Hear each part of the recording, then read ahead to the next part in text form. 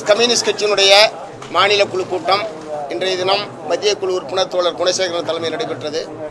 அதே மாதிரி இந்திய கம்யூனிஸ்ட் கட்சியினுடைய மாநில குழு கூட்டமும் நடைபெற்று இரண்டு கட்சிகளும் ஒரே மாதிரியான முடிவை இந்த பிரச்சனையில் நாங்கள் எடுத்திருக்கிறோம்.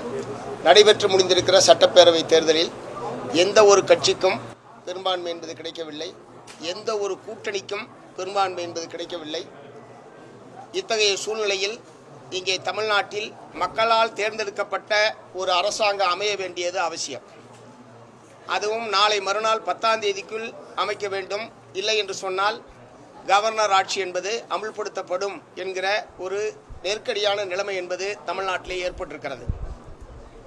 ஆகவே இத்தகைய சூழ்நிலையில் ஆட்சி அமைப்பதற்கு ஆதரவு கேட்டு தமிழக வெற்றி கழகத்தினுடைய தலைவர் திரு ஜோசப் விஜய் அவர்கள் எங்களுக்கு கடிதம் அனுப்பினார்.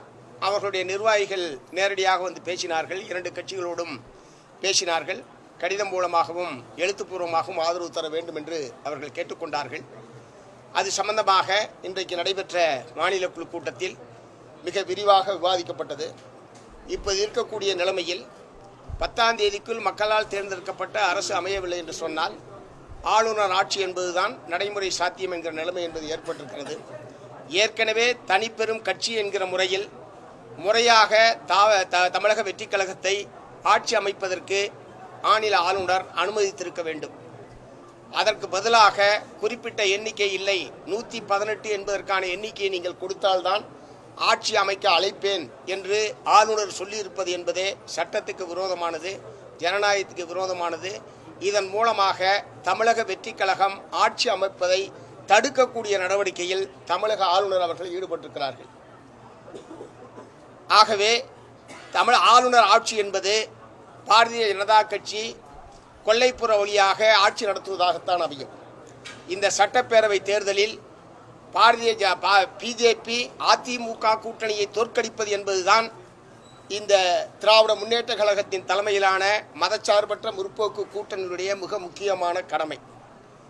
அதிலே பிஜேபி முற்றிலும் தோற்கடிக்கப்பட்டிருக்கிறது. ஒரே ஒரு இடத்தில் மட்டும்தான் அவர்கள் வெற்றி பெற்றிருக்கிறார்கள்.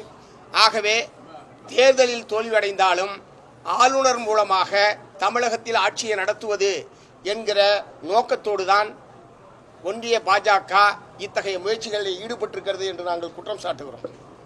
ஆகவே கொல்லைப்புற வழியாக ஆட்சி நடத்த துடிக்கக்கூடிய பாரதிய ஜனதா கட்சியினுடைய இந்த நோக்கத்தை முறியடிக்க வேண்டும் என்கிற நோக்கத்தோடு தமிழக வெற்றி கழகம் ஆட்சி அமைப்பதற்கு